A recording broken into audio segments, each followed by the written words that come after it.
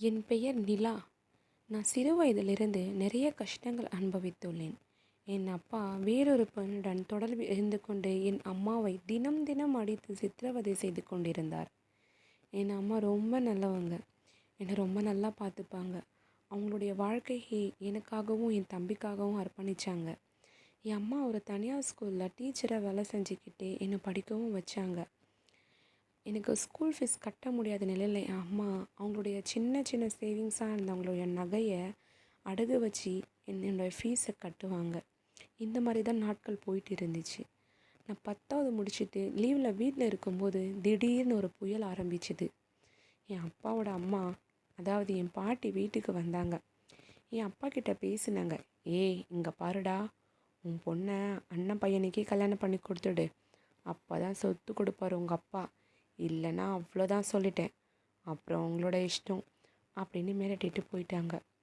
என் அப்பா ரொம்பவே யோசிக்க ஆரம்பிச்சிட்டாரு. ஒரு கட்டத்துக்கு அப்புறம் என் அப்பா, சரி நம்ம அண்ணன் பையனுக்கே கல்யாணம் பண்ணி கொடுத்துட்டா எல்லா சொத்தும் நமக்கு வந்துடும் அப்படின்ட்டு ஆசைப்பட்டார். என் அப்பா கிட்ட பேசுறதுக்கே எனக்கு பயமாக இருக்குது. இப்போ என் அம்மாவும் வந்து என்கிட்ட சமாதானம் செய்கிறாங்க. நீ கல்யாணம் பண்ணிக்குமா, இல்லைன்னா நம்ம இந்த மாதிரி தான் கஷ்டப்பட்டுகிட்டே இருக்கணும் அப்படின்னு சொல்கிறாங்க.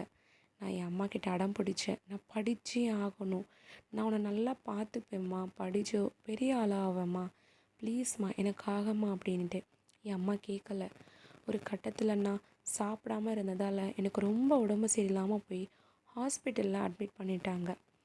அப்போது என் அப்பா எதுவுமே கல்யாணம் பற்றியே பேசலை, அமைதியாகிட்டார்.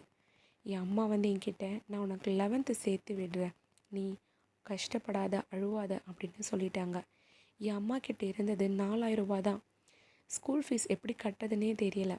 என் அம்மா அவங்க அக்கா வீட்டுக்கு போனாங்க. நடந்தது எல்லாத்தையும் தான் அக்கா கிட்ட சொன்னாங்க. என் அம்மா காசு கேட்கவே இல்லை. அதுக்குள்ளே என் பெரியம்மா, ஏன் உன் பொண்ணை இங்கிலீஷ் மீடியத்தில் தான் படிக்க வைக்கணுமா என்ன, போய் கவர்மெண்ட் ஸ்கூலில் சேருடி அப்படின்னு சொல்லிட்டாங்க. என் அம்மா, நான் உன்கிட்ட காசு கேட்கல, என் பொண்ணை எங்கே படிக்க வைக்கணும்னு எனக்கு தெரியும், உன் வேலையை பாரு அப்படின்னு சொல்லிட்டு கிளம்பிட்டாங்க. அம்மா யார்கிட்டையோ கடன் கேட்டாங்க, ஆனால் யாருமே கொடுக்கல. எங்கள் பக்கத்து வீட்டில் என்னோடய ஃப்ரெண்டு இருக்கா. அவள் ஸ்கூல் கரஸ்பாண்டன்ட் கிட்ட நடந்தது எல்லாத்தையும் சொல்லியிருக்கா. ஒரு நாள் திடீர்னு எனக்கு ஸ்கூல்லேருந்து ஃபோன் வந்துச்சு.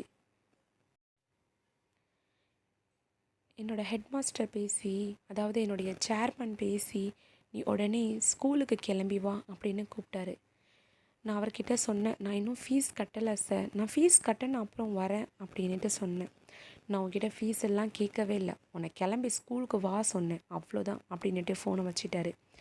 என் அம்மாவும், போம்மா போய் பேசி பாரு என்னன்ட்டு தான் தெரியும் அப்படின்னு சொல்லிட்டாங்க. நான் ஸ்கூலுக்கு கிளம்பி போனேன். என் பேரில் அட்மிஷன் போட்டுட்டு என் கையில் ஃபார்மும் கொடுத்துட்டாங்க. எனக்கு ரொம்ப சந்தோஷமாக இருந்துச்சு. அவர் என்னை பார்த்து, இதை கொண்டு போய்ட்டு உங்கள் கிளாஸ் ரூம் கிட்ட சார் இருப்பார், அவர்கிட்ட கொடுமா அப்படின்னாரு. நான் அப்படியே கண்ணுலேருந்து மனமொழியாக தண்ணியாக ஊற்றுது. சார், நான் என்ன சொல்கிறதுனே தெரியல அப்படின்னு சொல்லிட்டு வந்துட்டேன். இப்போதாங்க தெரியுது, நமக்கு உறவினர்கள் அனைவரும் சொந்தக்காரங்கள் இருந்தும் யாருமே காசு இல்லைன்னா உதவவே மாட்டாங்க. அது சொந்த அக்காவாக இருந்தாலும் சரி, சொந்த அண்ணனாக இருந்தாலும் சரி, நம்மக்கிட்ட காசு இருக்கும்போது மட்டும்தான் எல்லா உறவினர்கள் வந்து சேருவாங்க. இப்போ யாருன்னே தெரியல, என் ஃப்ரெண்டு எனக்காக உதவுனாங்க. அவள் போயிட்டு பேசினா சேர்மனும் மனசு இறங்கினார். நான் ஸ்கூல்லையும் 12th வரைக்கும் நல்லா படித்து முடித்தேன். காலேஜுக்கும் எனக்கு ஹெல்ப் பண்ணார்.